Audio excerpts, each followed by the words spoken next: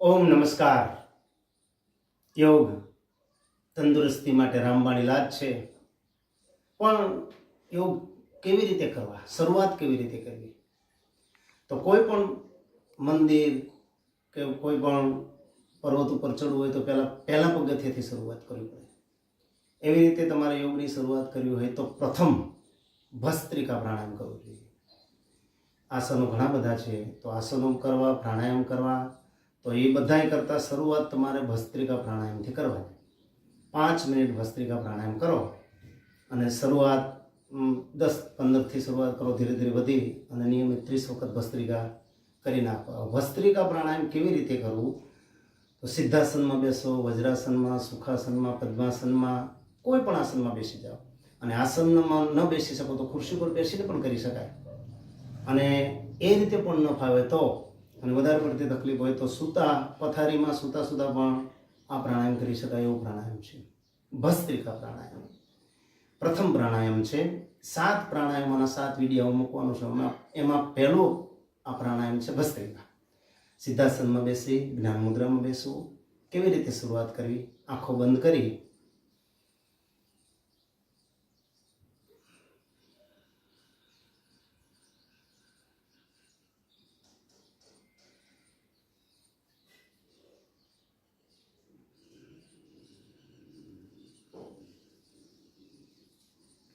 આ પ્રમાણે શ્વાસ ભરવો અને ધીરે ધીરે શ્વાસને છોડવો. નિયમિત 5 મિનિટ 30 વખત કરશો એટલે 5 મિનિટ થશે. પણ શરૂઆતમાં આ વિડીયો સાંભળ્યા પછી, જોયા પછી બીજે દિવસે સવારથી જ આ પ્રાણાયામની શરૂઆત કરી દો. તમે શરૂઆતમાં 5 વખત કરો, 10 વખત, 15 વખત, ધીરે ધીરે વધતા 30 વખત આ પ્રાણાયામ કરી નાખો. ભસ્ત્રિકા 5 મિનિટ ભસ્ત્રિકા કરો એટલે એના જબરજસ્ત લાભ અત્યાર સુધી ઘણા માણસોને મળેલ છે. અને એટલા માટે શરૂઆત યોગની તમારે કરતાં પહેલાં નિયમિત ભસ્ત્રિકા કરો. 5 મિનિટ સવારે કરો, ટાઈમિંગ હોય તો સાંજે પણ 5 મિનિટ કરો. અને ધીરે ધીરે પ્રેક્ટિસ કરશો એટલે અઠવાડિયા 10 દિવસની અંદર તો તમારા શરીરની અંદર ચેન્જિંગ શરૂ થઈ જશે. ભસ્ત્રિકા પ્રાણાયામના લાભ શું છે? તો ફેફસા મજબૂત થાય, બંને ફેફસા તમારા સ્ટ્રોંગ બનશે જો નિયમિત 5 મિનિટ ભસ્ત્રિકા કરશો તો. બીજું કે કોઈ પણ ને ઉલટી થાય એવું થતું હોય, ઉછાળ વળતું હોય પેટમાં, અને જો ભસ્ત્રિકા તમે શરૂ કરી દો તો ઓટોમેટિક ઉલટી બંધ થઈ જશે. ઓડકાર આવતો હોય, હિડકી આવતી હોય, છીકો આવતી હોય, ઉધરસ આવતી હોય, આવા સમયે તમે ધીરે ધીરે ભસ્ત્રિકા પ્રાણાયામની શરૂઆત કરો તો ઓટોમેટિક આ વેગો શાંત થઈ જાય. આટલી તાકાત છે આ પ્રાણાયામમાં. માથાનો દુખાવો મટી જાય, માથાનો દુખાવો ગભરાતો હોય તો માથાનો દુખાવો મટી જાય, શરદી પણ મટાડી દે. ઘણા બધા લાભ છે આ પ્રાણાયામના. High BP, low BP, diabetes, thyroid, migraine જેવી બીમારીઓમાં આ પ્રાણાયામ રામબાણ છે. પણ શરૂઆત તમારે ધીરે ધીરે કરવી અને ધીરે ધીરે આગળ વધતા 30 વખત તો ફરજિયાત કરી નાખવાનું. 5 જ મિનિટ થશે. 5 મિનિટ ભસ્ત્રિકા કરો, તંદુરસ્ત જીવન જીવો. એવા ઘણા બધા લાભ આ પ્રાણાયામના છે. ફરીથી હું ભસ્ત્રિકા પ્રાણાયામ તમને શીખવાડી દઉં. શ્વાસ ભરી શ્વાસ છોડવો.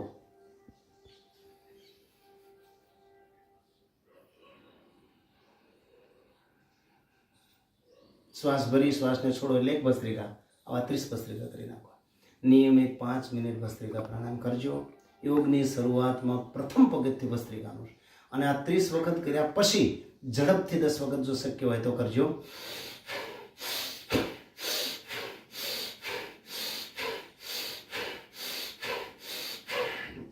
આ પ્રમાણે 10 વખત ઝડપી ભસ્ત્રિકા કરી નાખવા. અને પૂરક, રેચક અને કુંભક આના પછી 3 વખત કરી નાખો. શ્વાસ ભરી આ પ્રમાણે રોકી રાખવાનો.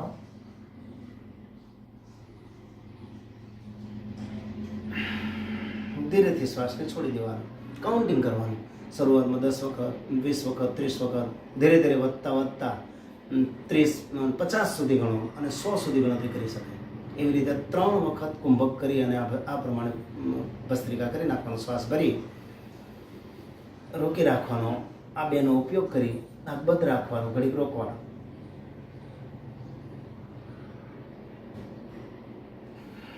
શ્વાસને છોડવાનો.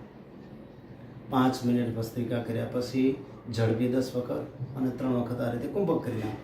પછી ઘડીક 1-2 મિનિટ શ્વાસન કરી લો. આ તમારું પ્રાણાયામ શરૂ થઈ ગયું. યોગ તમારા શરૂ થઈ ગયા. કારણ કે યોગની શરૂઆત તમારે ક્યાંથી કરવી? તો પ્રથમ પગથિયું આ ભસ્ત્રિકા પ્રાણાયામનું છે. અને આ વિડીયો સાંભળ્યા પછી મિત્રો લાઈક કરજો, શેર કરજો અને સબસ્ક્રાઈબ કરજો, બીજા મિત્રોને પહોંચાડજો. અને વિડીયો સાંભળ્યા પછી બીજા દિવસથી જ આ યોગની શરૂઆત કરી દો. પછી હજી હું ઘણા વિડીયો મૂકવાનો છું. કપાલભાતી, બાહ્ય, અગ્નિસાર, અનુલોમ વિલોમ, ભ્રામરી, ઓમકાર, એવા બધા વિડીયા, હાથની કસરતો, ગરદનની કસરતો અને એવા ઘણા બધા વિડીયો મૂકવાનો છું. તો આ તમને એનો લાભ મળે માટે સબસ્ક્રાઈબ કરવાનું ભૂલતા નહીં. નમસ્કાર.